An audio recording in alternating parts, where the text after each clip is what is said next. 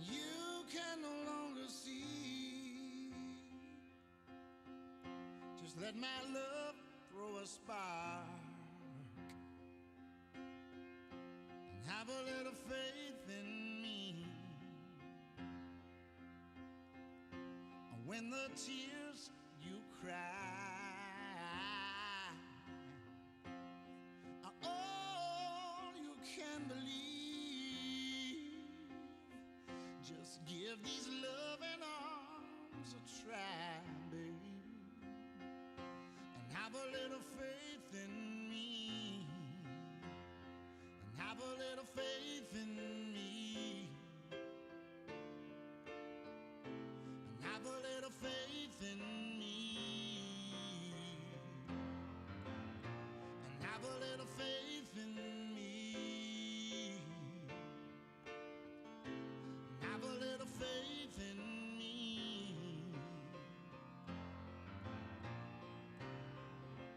When your secret heart cannot speak so easily, come here, darling, from a whisper start, to have a little faith in me. And when your back's against the wall, just turn around and you will see. I will catch you fall, baby. Just have a little faith in me, and have a little faith in me, and have a little faith in me, and have a little faith in me, and have a little faith in me.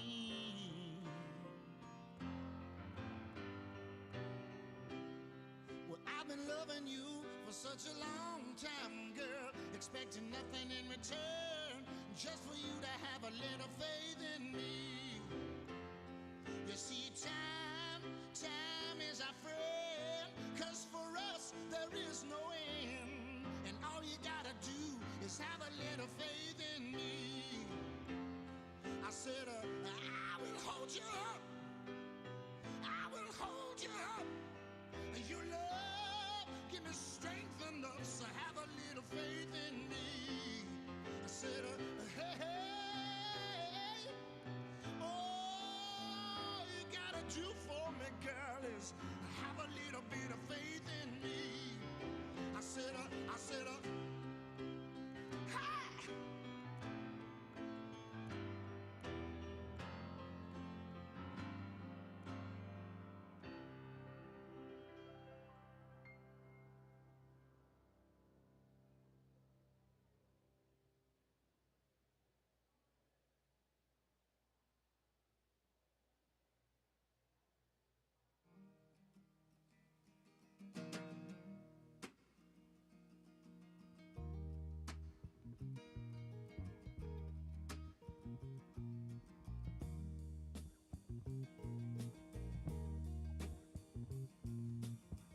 We were born before the wind,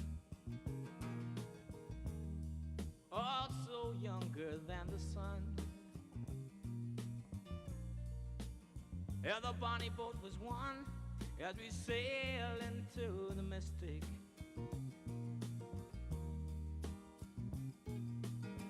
I can now hear the sailors cry, smell the sea and feel the sky. Let your soul and spirit fly into the mystic.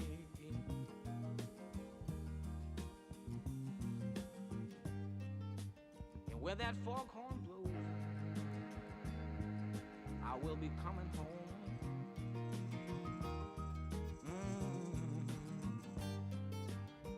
Yeah, when the foghorn blows, I wanna hear it. I don't have to fear it, and I wanna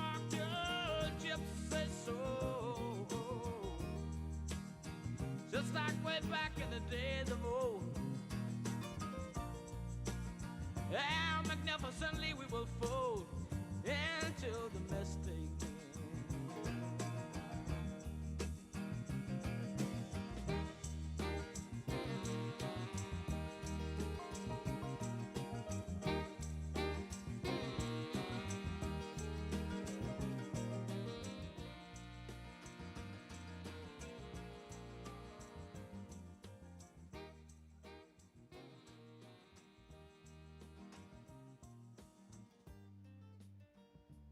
That foghorn blows,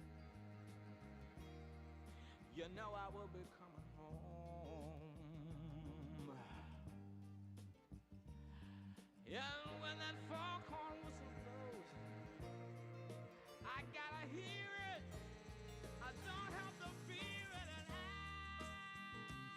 wanna rock your gypsy soul, just like way back in the days of old. And together we will fold into the mistake. Come on, girl.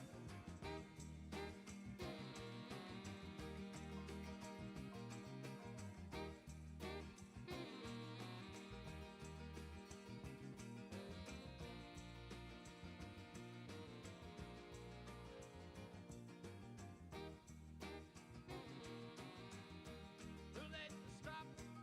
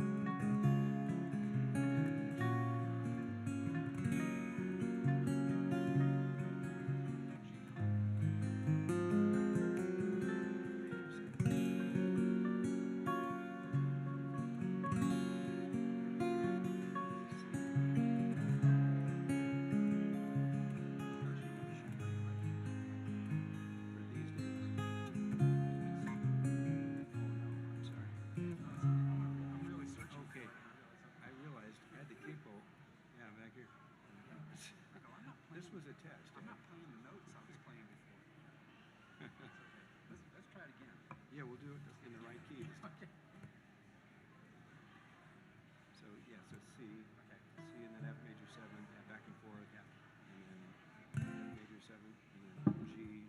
Okay. Okay.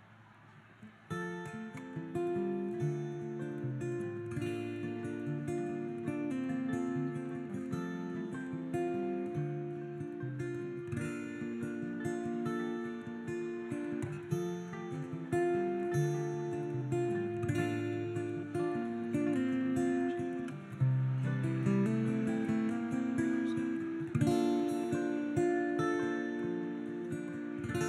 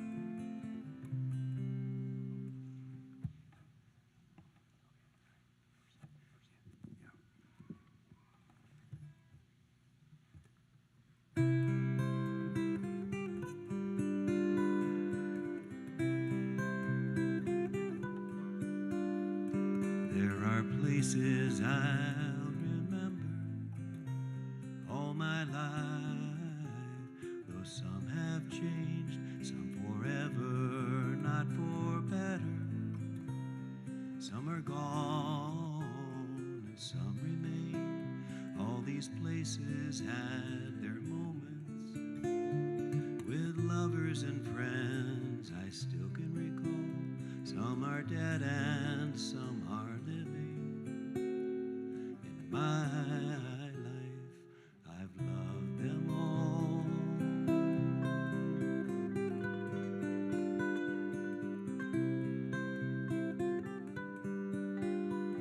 But of all these friends and lovers, there is no one compares with you, and these memories lose their meaning when I think of love as something new. Though I know I'll never lose affection for people and things that went before, I know I'll often stop and think about them.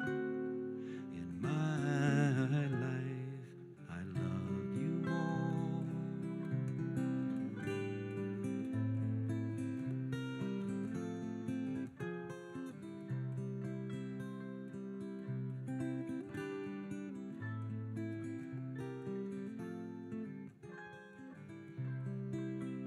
Though I know I'll never lose affection for people and things that went before, I know I'll often stop and think about them. In my life, I love you more.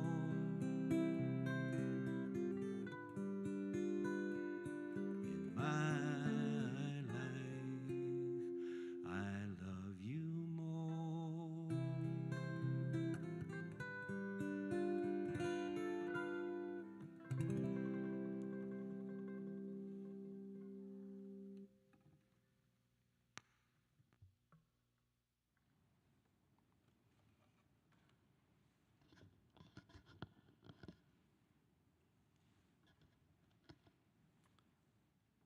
We gather today to celebrate Peri Hanawalt's life through sharing stories, laughter, photos, music, and scripture that remind us of the many ways she touched our lives. Good morning. I'm Glenn McCrickard, and I'm one of the pastors of the La Verne Church of the Brethren, and I welcome you to this service of remembrance, celebration, and gratitude. We come together as a community woven by love, family ties, friendship, and shared memories, each one reflecting the energy and encouragement Mary brought to those around her. She was a devoted wife, a proud and loving mother and grandmother, a joy-filled Grammy, a loyal friend and family member. Mary was someone who inspired others to live fully, whether coaching from the sidelines, walking beside you in challenging times, or celebrating your victories. Every smile, every story, every quiet moment of reflection, each song heard this morning reveals the heart of who Mary was: strong, independent, quiet but loving, respectful, and joyfully engaged with life. Mary's legacy lives on through the kindness she showed, the motivation she offered, and the bonds she strengthened with each one. Together, let us hold Mary's family with tenderness and gratitude as we celebrate a life that lifted others and continues to inspire us to do the same. Would you pray with me? Holy One, our hope and our comfort, Turn our hearts and our steps toward the way of love. As paths unfold before us, some bright with promise, and others like the day shadowed by loss, grant us courage to walk them with the same strength and grace that Mary showed in her life. You have steadied us in the past. You uphold us in this moment, and you promise to journey beside us still. For that abiding assurance, we give thanks. Today we remember Mary, her laughter that lifted spirits, her encouragement that strengthened hearts, her devotion to family and friends that mirrored your own abiding love. She ran life's race with joy and energy, cheered others toward their finish lines, and showed us how to live with purpose and delight. Let your Spirit move among us now like an ocean breeze, like breath after exertion, like peace after striving. May we feel your embrace in our grief, your strength in our remembering, and your mercy in our hope. Teach us to carry forward Mary's legacy, to live passionately, to love deeply, and to walk boldly into each new day. Amen. Now we hear a reading from her grandson, Dylan.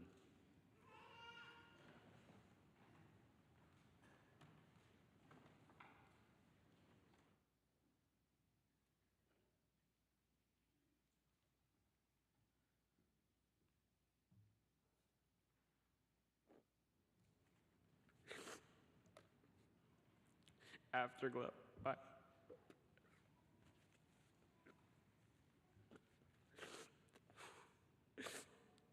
by Helen Larry Marshall.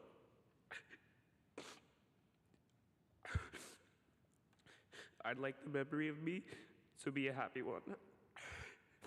I'd like to leave an afterglow of smiles when life is done. I'd like to leave. Sorry. I'd like to leave an echo whispering softly down the ways of happy times and laughing times and bright and sunny days. I'd like the tears of those who grieve to dry before the sun of happy memories that I leave when life is done.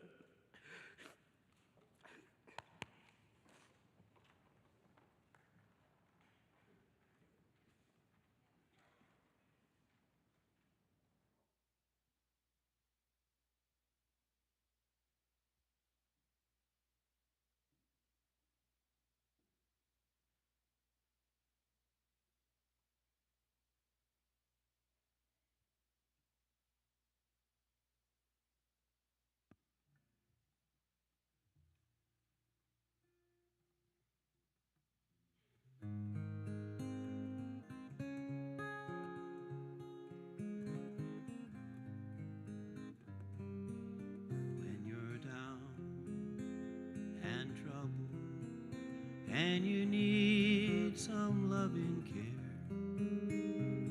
and nothing, no, nothing's going right. Well, close your eyes and think of me, and soon I will be there to brighten up even your darkest night. You just call out my name, and you know wherever I am, I'll come running to see you again. Winter, spring, summer, or fall, now all you've got to do is call,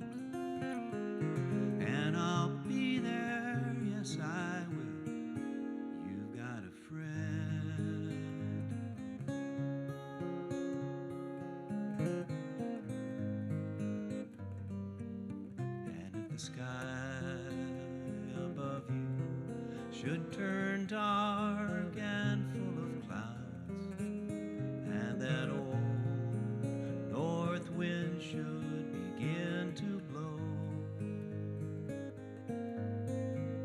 Well, keep your poor head together and call my name out loud. Soon I'll be knocking on your door. You just call out my name, and you know wherever I am, I'll come running to see you again. Winter, spring, summer, or fall, now all you've got to do is call, and I'll be there, yes I will. Hey, ain't it good to know that you've got a friend when people can be so cold? They'll hurt you and desert you. They'll take your soul if you let them. Yeah, but don't you let them. You just call out my name, and you know wherever I am, I'll come running to see you again. Winter, spring, summer, or fall, now all you've got to do is call, and I'll be there, yes I will. You've got a friend. You've got a friend. Ain't it good to know you've got a friend? Ain't it good to know you've got a friend? Ain't it good to know you've got a friend?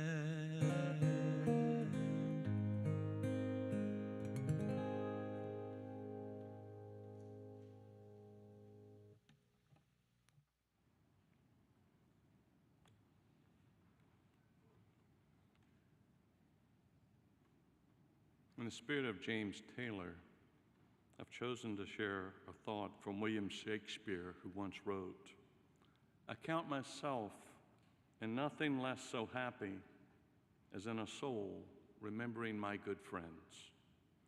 We turn now to a time of remembrance. Remembrances from a childhood friend, a boarding school, college, a best friend and neighbor, and her 2 daughters. Let us listen as we hear these memories of a friend, a mother, and a beloved one.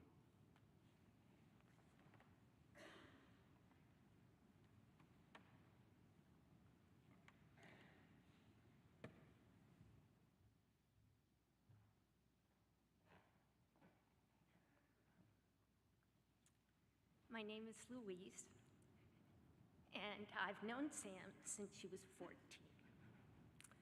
I'm going to tell you, I've been a little anxious. She's been knocking on my door continuously. I don't know about you guys, for this past month. So much so that last night I brushed my teeth with cortisone. So hopefully that will slow me down because I can be a little fast. Also, I'm quite dramatic.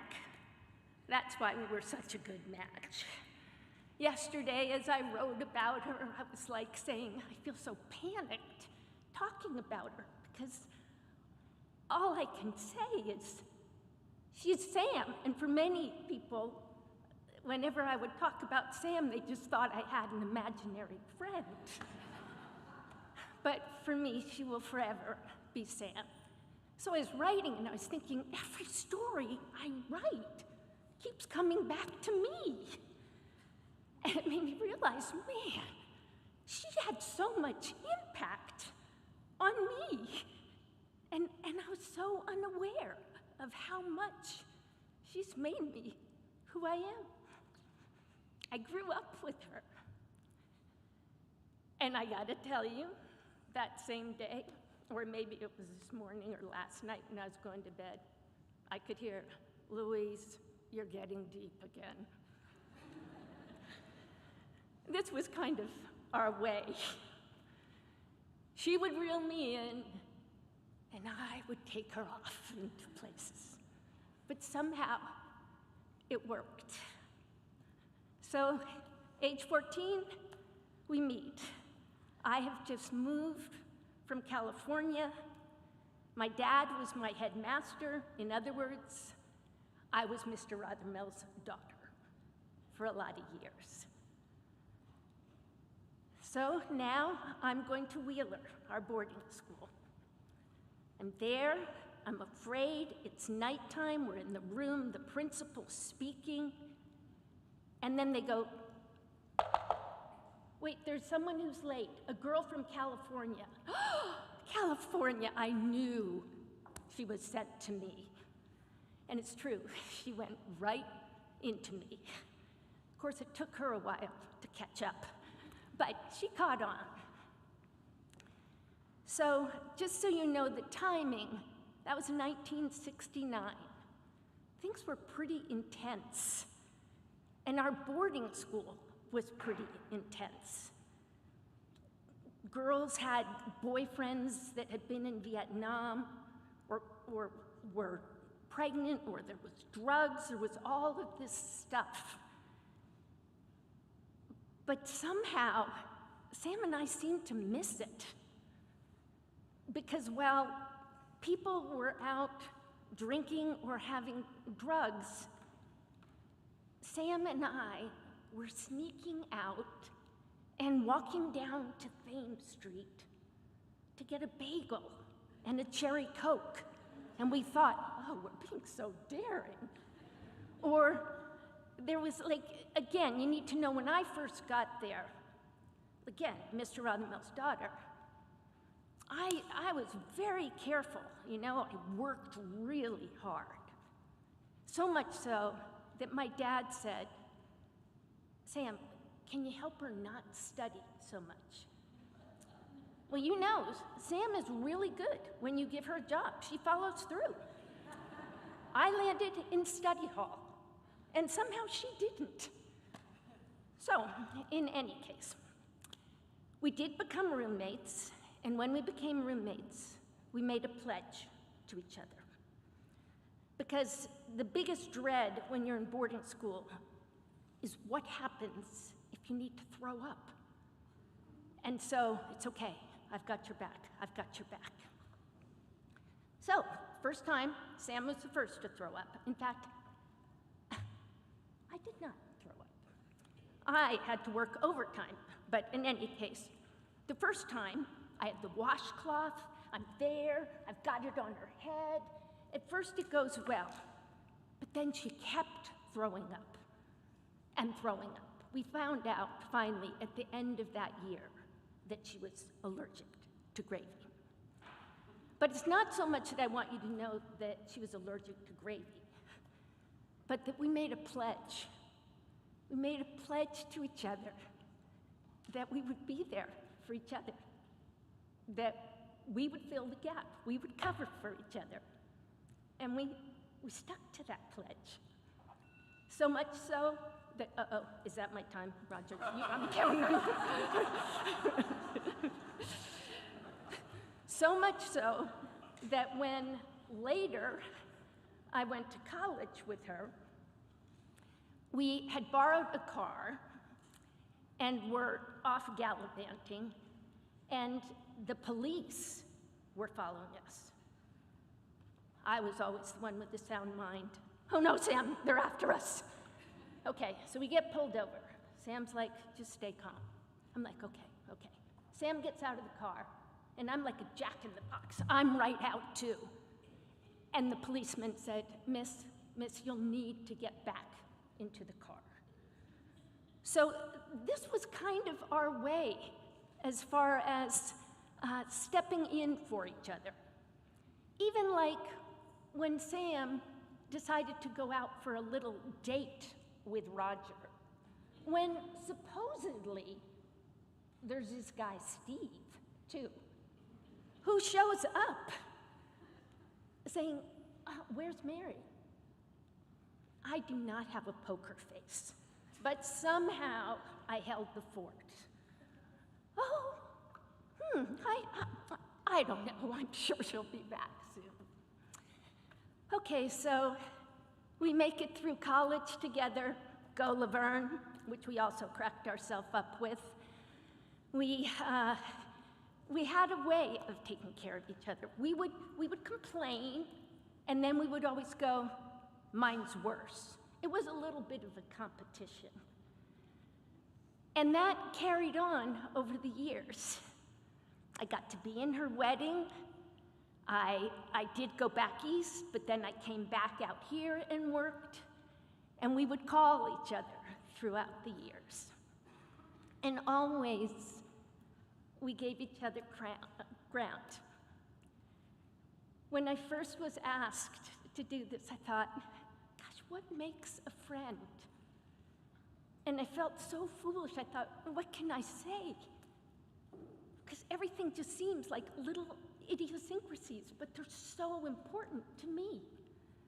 Like, back in boarding school, at study hall, and we're sneaking out again, this time to the stairwell, to play jacks. Meanwhile, like I said, people are taking drugs from the nurses, stuff, they're doing all this stuff. And we're back in our room or in the stairwell or getting a Snicker bar or singing some song over and over again. Again, just this week, one of our songs woke me up. I am a simple man, and I sing a simple song. And that's kind of what Sam and I have, because I will say it, it goes on. We just have a simple song. Sam was my playmate. She was just so present tense. Like I said, I was the one who would go deep. And she'd be like, Louise. And so I'm forever thankful for her. And I hope that in saying this, knowing that all of you have your stories, and they aren't little. They're kind of life, and they'll keep giving life. Thank you.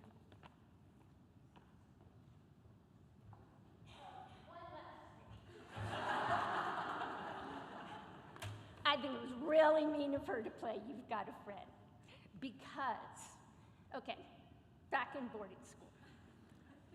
Okay, you know that Sam would, she could hold her own. So, she falls asleep fast. My husband's like that too. I don't. So she had this rule. We would always play music for going to bed too. I didn't get to put my songs on. She had to choose hers first. But I was the one who found You've Got a Friend. And part of that was because I wound up having to leave boarding school. And so I found that song, remember, Miss Deep. I would play it over and over. Of course, I wrote all the words out to her. My last month of boarding school was, You've Got a Friend. So that was really something to have that.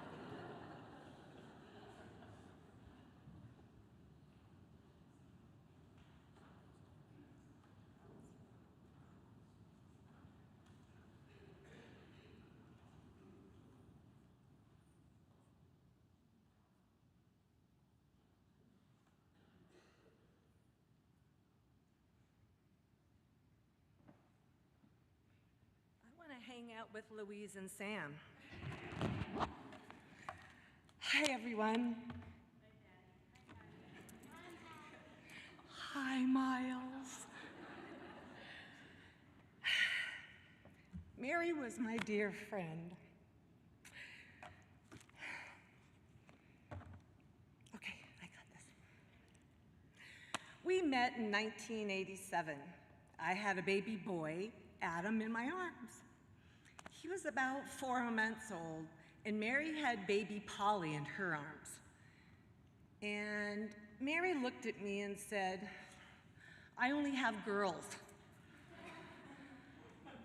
because I know how to take care of girls. Do you know how to take care of boys?" And I looked at her and I started laughing. I said, "I'll try to keep them alive."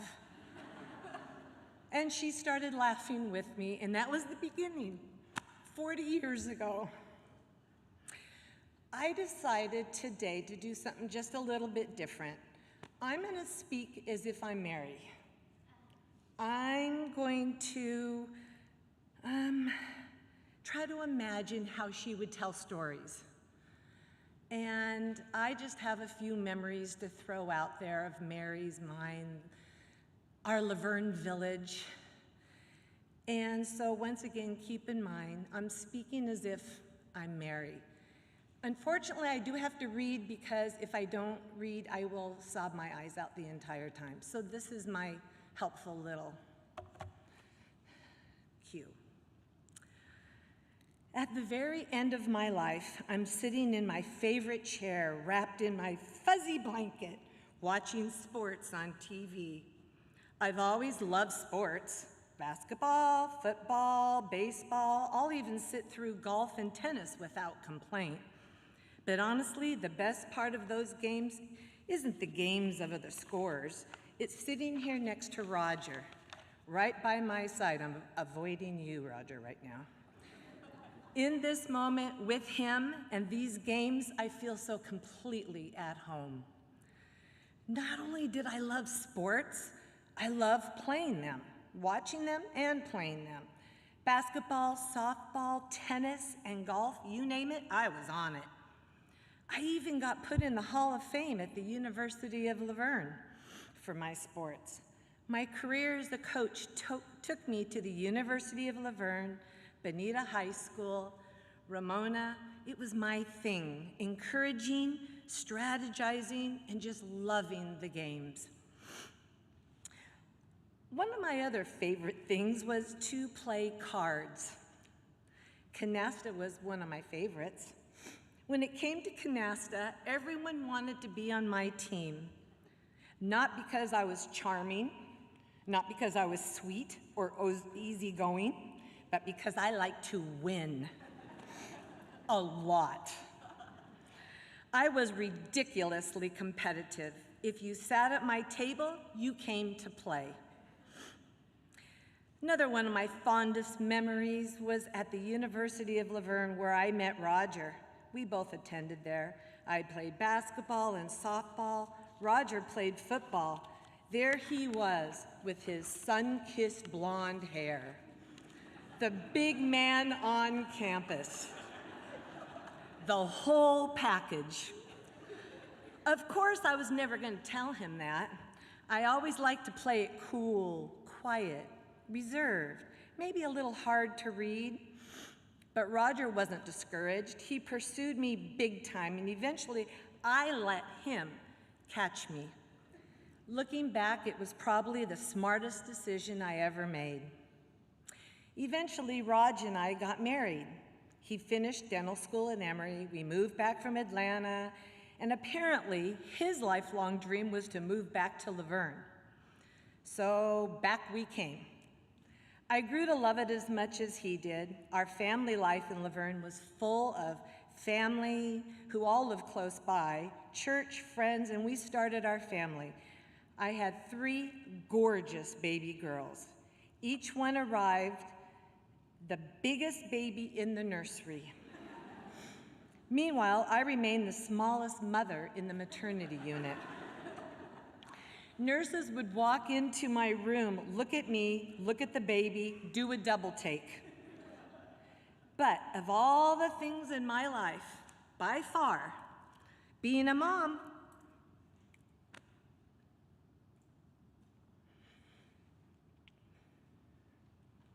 was my favorite sport. Trust me, I treated it like a competitive event. Paige Peri, and Polly, my incredible daughters, you were the light of my life and my greatest accomplishment. You filled my days with laughter, love, pride, and just enough chaos to keep things interesting. You were and will always be my whole heart. Watching you grow into the amazing women you became was one of my greatest joys. She talked about that all the time, so we all know that. So back to Mary. Looking back, we were very lucky, Roger, to find a group of friends who loved to travel and vacation as much as we did. Every year, the same 5 families would cram ourselves into the same 3-story cabin in Mammoth. Now, if you've ever tried putting that many adults, kids, suitcases, skis, and opinions under one roof for an entire week, you'll understand why the real miracle wasn't the snow, it was that we still like each other when the trip was over. Together, we also conquered Hawaii more times than I can count, soaked up the sun in Jamaica together, survived Disney World in Florida, and Roger, do you remember the snow on spring break in Yosemite? And we had to put the socks on the kids' hands to stop them from freezing. I hate cold weather, Roger. So we had to go to Monterey the next day. Those trips gave us stories we'll never forget and memories I will always treasure. We were together with this group so often that our kids all came up with a name for us, the Hepawaltsons with a weave. It's a mashup of all of our last names. Although we have to give credit to our Stephanie Johnson for brilliant design and idea for our custom shirts in our very official family crest, which we all own, as if we were royalty. We also camped every year in Carlsbad with 15 more families. The Garcias would make carne asada the first night every single year, and we all jammed in their RV. It was one of my favorite memories. Ray was there, always making guacamole, laughing hysterically.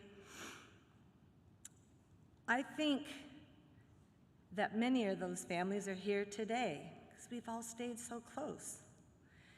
It was organized chaos at its very finest. Sand everywhere. We even had talent shows, and the word talent is truly a stretch. The kids were fantastically adorable, but of course, us moms wanted to take part too. Sometimes we pretended we were a rap group, really. And to be honest, it was pretty pathetic for middle-aged women. One year, we grabbed wooden spoons and pretended they were microphones and sang Simon and Garfunkel's Feeling Groovy, like we were headlining in a world tour. Somehow, amidst all that commotion and silliness, it was just pure joy everywhere.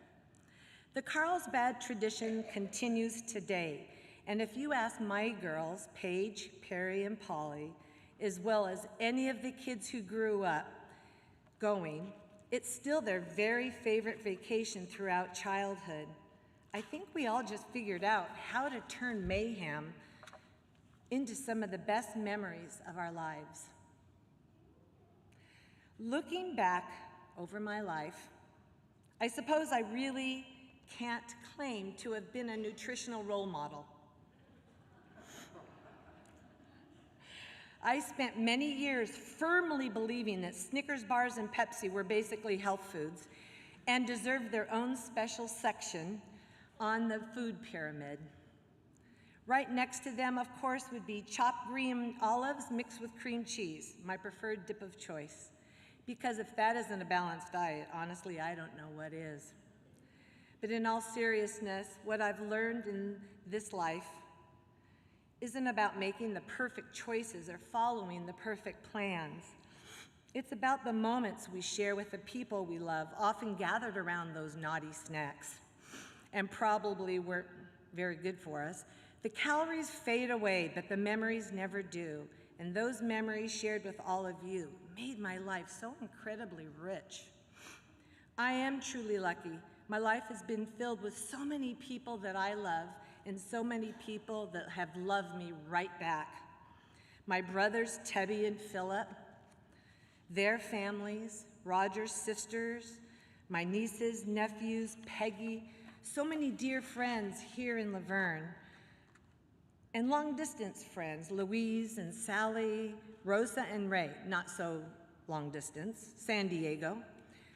But my three girls, Paige, Peri, and Polly, and of you, of course, Roger, you are my person. Thank you for filling my days with love, laughter, and occasional mayhem. You gave my life so much meaning. I couldn't even have imagined all this. Then there are my grandchildren. Kennedy, Hayes, Lyndon, Dylan, Logan, and Miles. If you've ever wondered, guys, what my favorite topic of conversation is and was, it was you. I considered it my grandparental duty to make complete strangers aware of every one of your accomplishments. My heart was fuller because of you.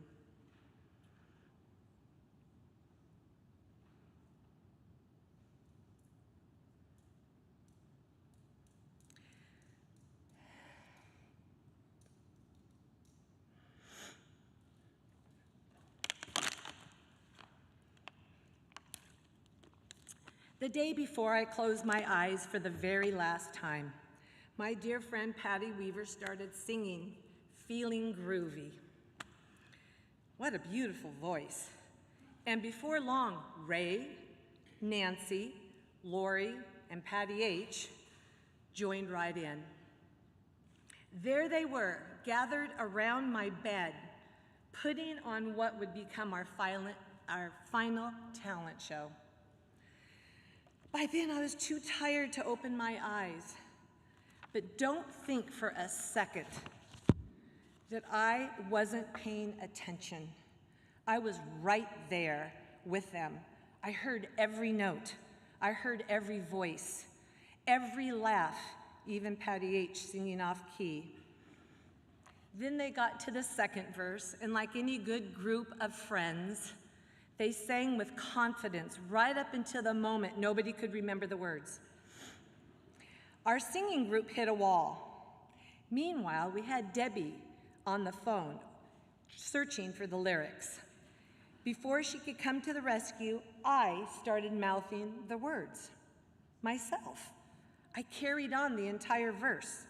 Even at the very end, apparently, I was a bit of a know-it-all. But in that moment, I wasn't scared, I wasn't sad, I was surrounded by people I loved, sharing music, laughter, and one last memory together. Even with my eyes shut, I was completely present. There was no way I was gonna miss our last talent show.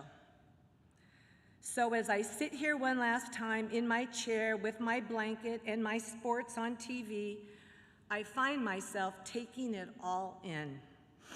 The voices that filled my house, the people who filled my life, and more than anything, I feel so grateful, Roger. Grateful for you, my girls, and my granddaughter, Kennedy, who was sitting right there next to me. My heart is so full as I took my last breath.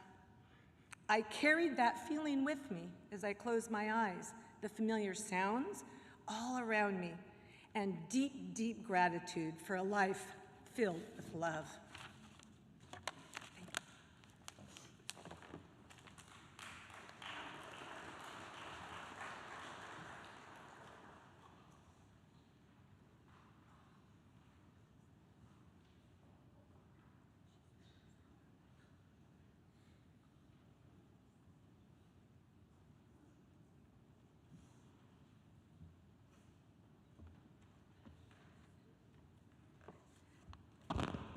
Patty, you wanted to party with Louisa and Sam, but in college, we wanted to party with that La Verne Village.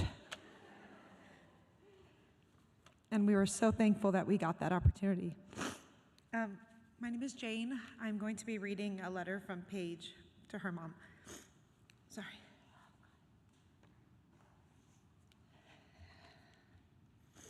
Dear Mom, a yellow rose will forever remind me of you. I want to thank you for marrying my dad and building the family we have. You raised me to be independent, friendly, and adaptable. You gave me my athletic genes, sorry, Raj, and a great sense of style. You always had a multitude of friends that taught me the value of friendship. You are a woman who was loved by her community, as we see her today. Basketball will also forever remind me of you. You were a basketball coach, which you loved, and everyone saw how good you were at it. Your passion for the game carried into everything we did, especially the memories we made together. I remember taking family trips to Hawaii, Yosemite, and Australia. I also remember when we would all get into the car to go to the beach in Carlsbad. These memories I will always hold close to my heart. I know you are with me and with everyone else you loved. Thank you for everything. I love you, Mom.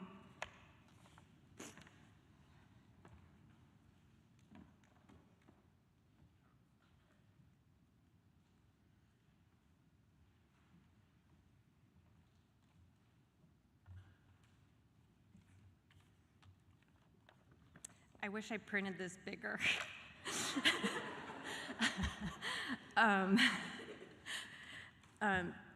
There's no easy way to do this, but I'm gonna do my best. Thank you all so much for your continued support. The amount of love that has been poured into my family over the past month, and really the past several years, has been so special. My family and I are deeply grateful to all of you for that. Growing up with my mom meant playing every sport possible. As a lover of all things sports, she made sure we never missed a season, or honestly, even a game. My sisters and I grew up running around the ULV tents while my mom coached or watched the latest matchup. My mom was always at our games, cheering us on and being our #1 fan. She may have been only 5'1" and 100 pounds, soaking wet, but she was inducted into the La Verne College, now University of La Verne Hall of Fame. She could handle the ball and drain threes like nobody's business. One of my favorite memories growing up was riding around with my friends in my mom's red Volvo station wagon. It had this backward-facing row, and we all fought over who got to sit there. My mom would turn up Billy Joel or James Taylor and drive us to get ice cream or drive us through McDonald's. Those little moments were magical. I also remember going to work with her at ULV when she was teaching PE swimming. There were all these 6-foot-tall college guys in the pool, and my tiny little mom was there on the sidelines telling them all what to do. And they listened. I remember being amazed that this petite woman was somehow completely in charge.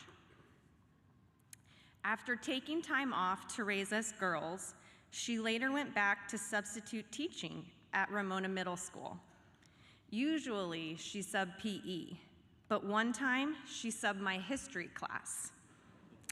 We were doing a crossword puzzle assignment, and my friend and I were the only ones who got every answer right. Not because we knew the answers, because my mom copied the answer key and brought it home for me. Such a giver. It definitely has its perks. As a mom, she was always thoughtful. She made holidays magical. Whether it was Christmas morning or Valentine's Day, she made sure we always had seized candies and little treats to celebrate. Even when I was in dental school, she would send me thinking of you cards with $5 for Starbucks tucked inside, just because. Maybe that came from her own dad, who used to mail her handwritten, drawn daily comics. She carried that thoughtfulness forward in her own way. Even recently, when I was cleaning out her desk, I found probably 30 blank cards ready to go for the next person she wanted to encourage or brighten the day of. One of my favorite recent memories was when my mom came to watch me coach my daughter's basketball team this past winter. I didn't realize how emotional it would make me feel to see her come into the gym. I was just so happy she could make it, and honestly, I just wanted to make her proud. We won the game, Logan played great, and seeing my mom get to watch her grandkids play basketball felt really, really special. My mom wasn't a big eater. Her breakfast of choice was a ginger snap and a coffee. Lunch was usually a Snickers bar and an ice-cold Pepsi. And dinner was a medium rare steak with horseradish. She knew exactly what she liked, and she always made sure we had a little treat after meals too. I definitely inherited my sweet tooth from her. The day after she passed, a friend dropped off donuts, and my son Miles immediately pointed out which one Grammy would have chosen, the old-fashioned one. He knew her perfectly. Raising 3 girls was no easy task, but my mom somehow did it with class and made it look effortless. We always had coordinated outfits, giant bows, and bangs. Oh, the bangs. I hated them almost as much as I hated the perm she made me get in kindergarten. At the time, I couldn't understand why she did it.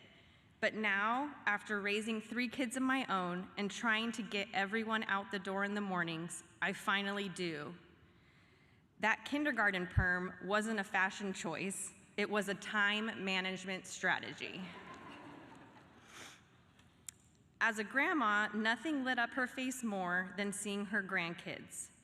My mom may have only been 5 feet tall, but somehow she raised kids and grandkids who towered over her. Seeing Dylan stand beside his tiny grandma always made me smile. It looked like a basketball center standing next to his biggest fan. She absolutely loved watching him succeed, and nothing made her happier than getting to cheer him on from the stands, just like she always did for the rest of us. My mom liked things a certain way, and she was never afraid to tell you exactly what to do. But it always came from a place of love and wanting people to succeed. Her thoughtfulness, generosity, and deep care for others shaped the person I am today. She taught me how to show up for people. Her beautiful smile and tender heart will be deeply missed, but I know she's watching over all of us as we continue trying to make her proud.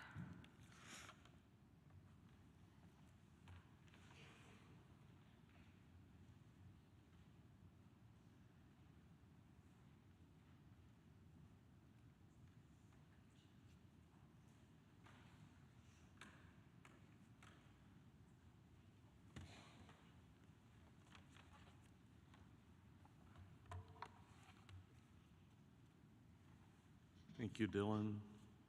Thank you, Louise. To Patty, AKA Mary, to Paige and Jane, and to Peri. Thank you for those thoughts. I invite you now to direct your attention to the screen for a photo tribute to Mary.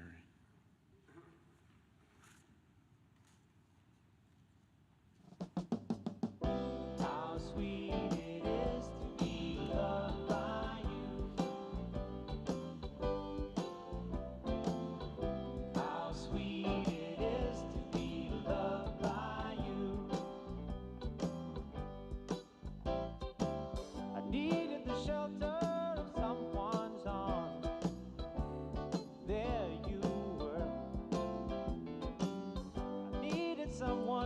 understand my ups and downs. There you were, with sweet love and devotion, deeply touching my emotion.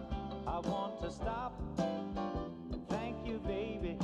I want to stop and thank you, baby. Yes, I do. How sweet it is to be loved by you. Feels so fine. How sweet it is to be loved by you. I close my eyes at night, wondering where would I be without you in my life.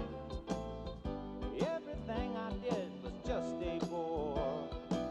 Everywhere I went, seems I'd been there before. But you're bright enough for me all of my days.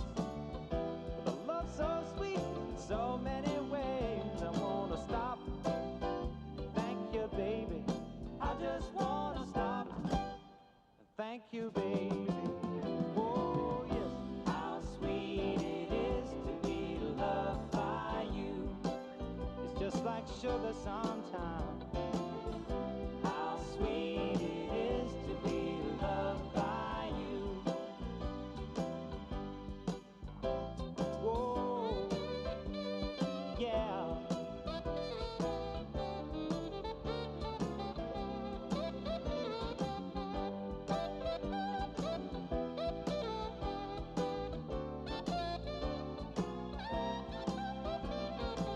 You were better to me than I was to myself.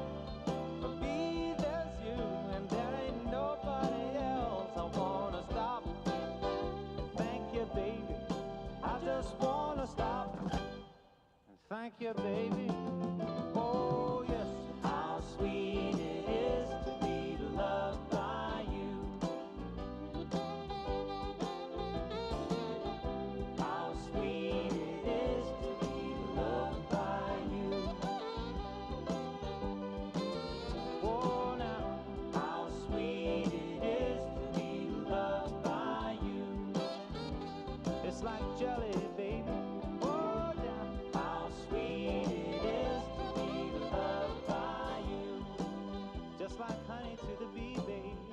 Yeah, now, how sweet it is to be loved by you.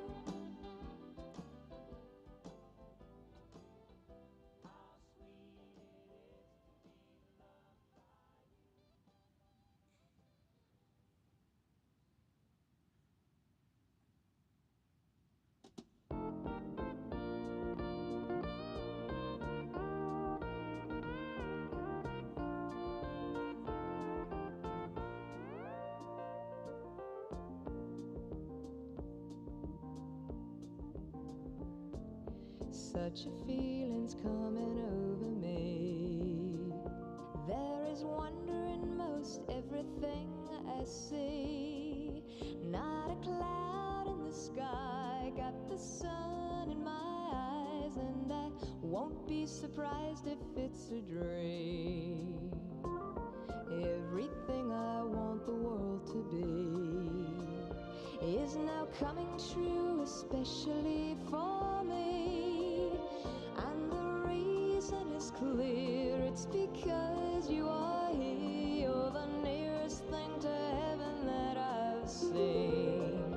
I'm on the top of the world, looking down on creation, and the only explanation I can find is the love that I've found ever since you've been around.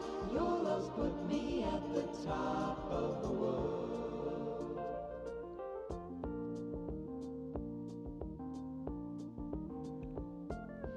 Something in the wind has learned my name, and it's telling me that things are not the same.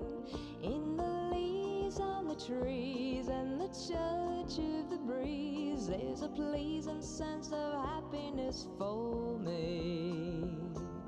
There is only one wish on my mind. When this day is through, I hope that I will find that tomorrow will be just the same for you and me. All I need will be mine if you are here. I'm on the top of the world looking down on creation, and the only explanation I can find is the love that I've found ever since you've been around. Your love's put me at the top of the world. I'm on the top of the world looking down on creation, and the only explanation I can find is the love that I've found ever since you've been around. Your love's put me at the top of the world.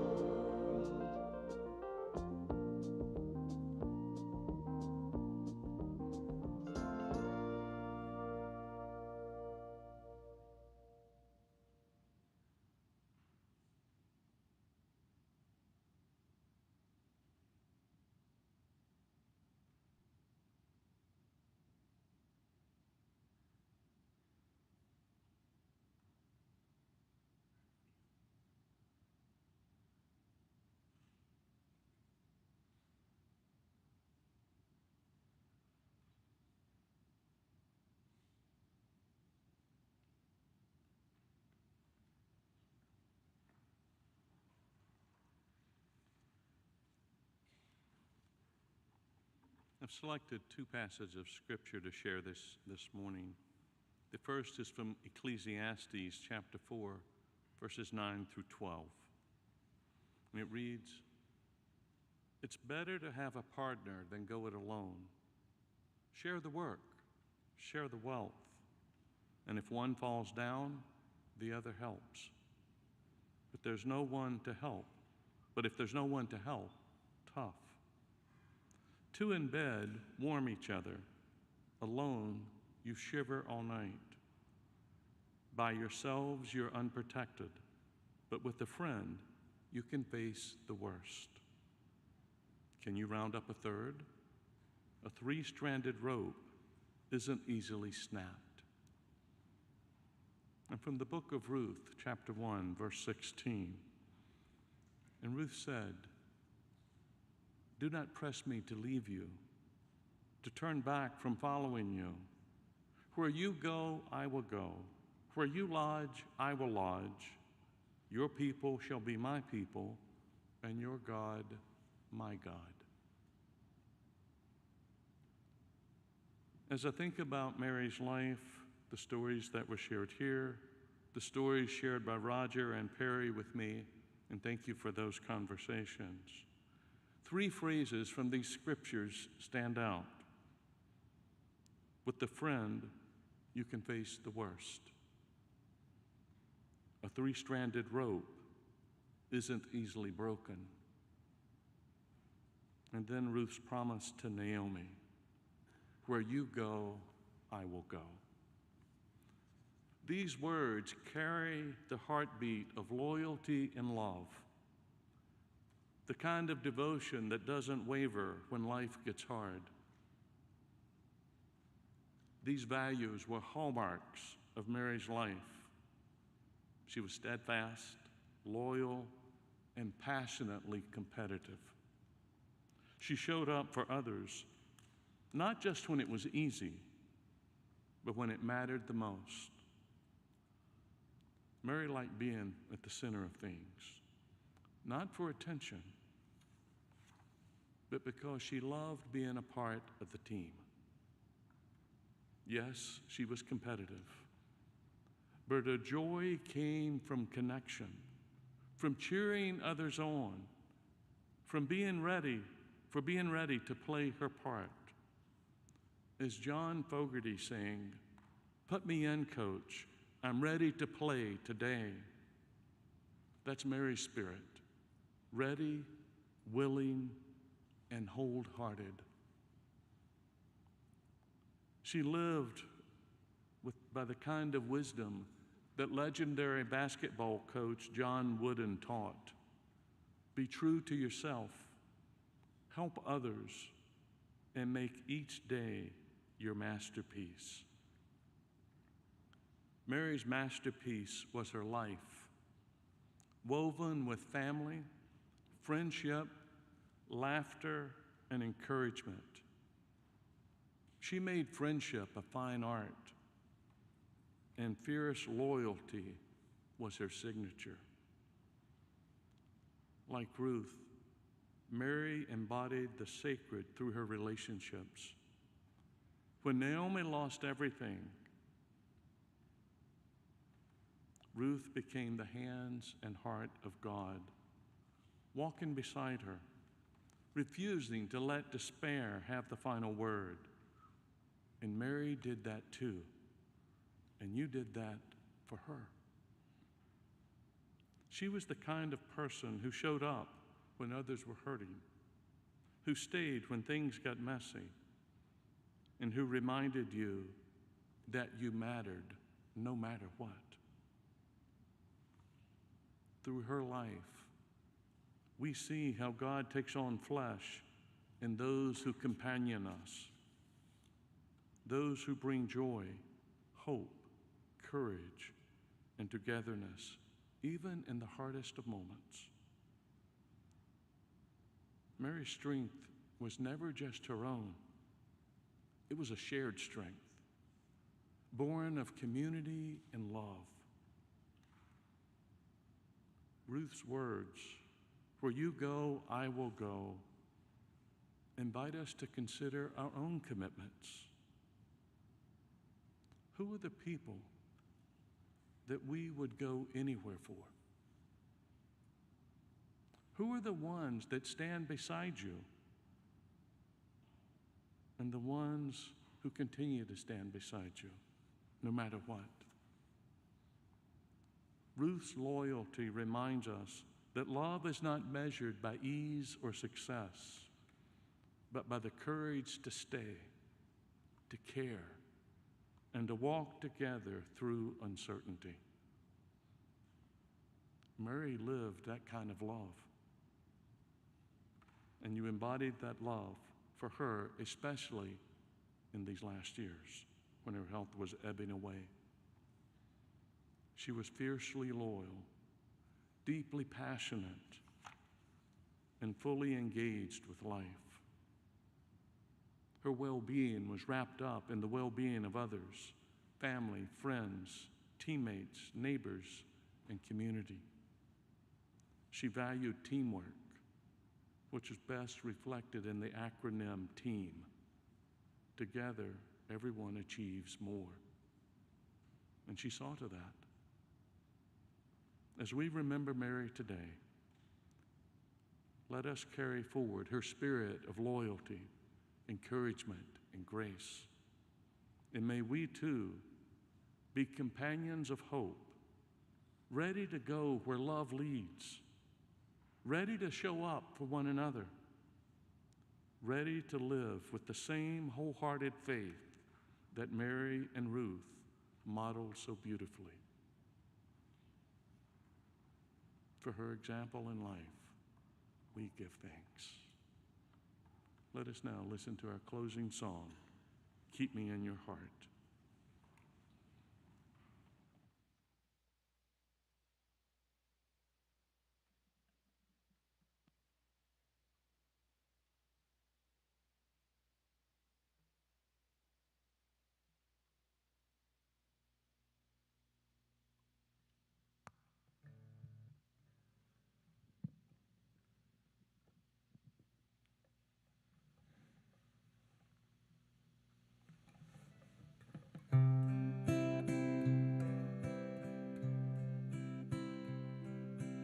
Shadows are falling and I'm running out of breath.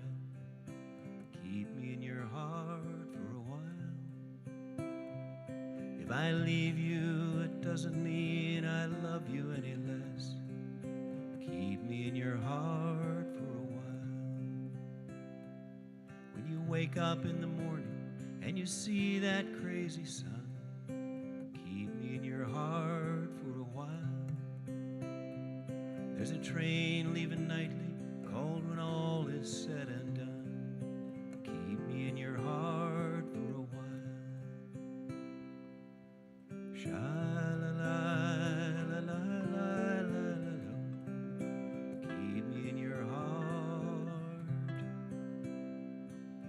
Sha-la-la-la-la-la-la. Keep me in your heart for a while. Sometimes when you're doing simple things around the house, maybe you'll think of me and smile. You know I'm tied to you like the buttons on your blouse. Keep me in your heart for a while.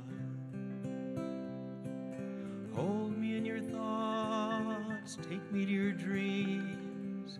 Touch me when I fall into view.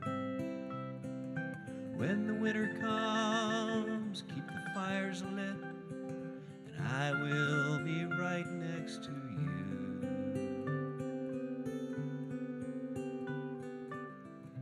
Engine drivers headed north to Pleasant Street, keep me in your heart for a while.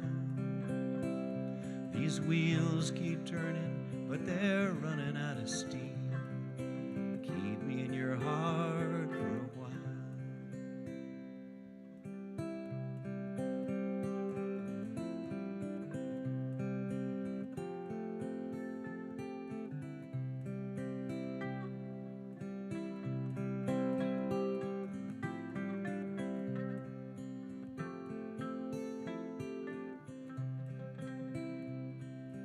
Hold me in your thoughts, take me to your dreams. Touch me when I fall into view. When the winter comes, keep the fires lit, and I will be right next to you.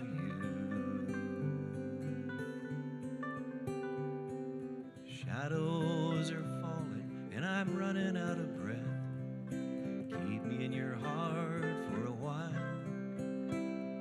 If I leave you, it doesn't mean I love you any less.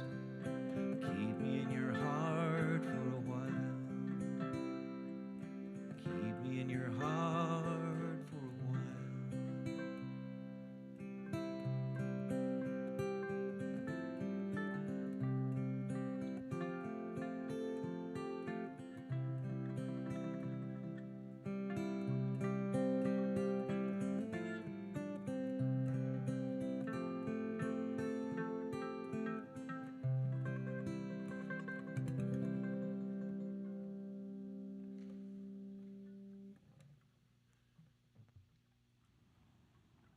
Thank you, Randy and Ed, for the lovely music today. As we conclude our service, in the spirit of Mary's love of ginger snaps and coffee, I invite you to pause in the courtyard. There's a reception of cookies and beverages, and you can continue to share those things that are on your heart about Mary's life. And on behalf of the Hanawalt family, I want to express their gratitude for your presence today, the acts of kindness, prayers, and words of comfort that you have extended to them in recent times and over the past year. And now a message and an invitation from Roger. Grief is sacred work, and each of us will miss Mary in our own way, and it's important for us to name and to honor this tender process. Just as important as it is to choose to celebrate, or just as important as it is to grieve, it is important to celebrate the love we shared with Mary, the laughter and the memories that continue to bless us. Mary's family warmly invites everyone to join them at the Hanawalt home at 2580 3rd Street, 2580 3rd Street, for lunch and a time of continued celebration of our love and friendship. Join them there as well. And friends, let us go in peace, carrying Mary's spirit of love and loyalty into the world. And may courage and kindness guide your steps everywhere love may lead. Amen.